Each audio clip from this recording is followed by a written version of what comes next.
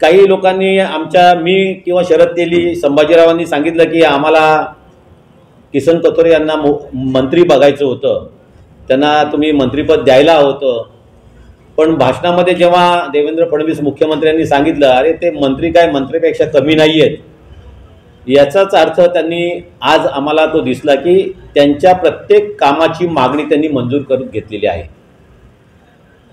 म्हणजे त्यांना मंत्रिपद दिलं नाही ही तर आमच्या दृष्टिकोनातून आज पण दुःखाची बाब आहे. परंतु ज्यावेळेस देवेंद्र फडणवीस म्हणाले की ते मंत्र्यांपेक्षा कमी नाही आहेत, ते त्यांच्या एवढी कामं कोण करत नाही हे देवेंद्र फडणवीस यांनी स्वतः सांगितलं. त्याचं आज एक मोठं उदाहरण म्हणजे मेट्रो 14ला मंजुरी मिळून त्याच्या निविदा प्रसिद्ध झाल्या.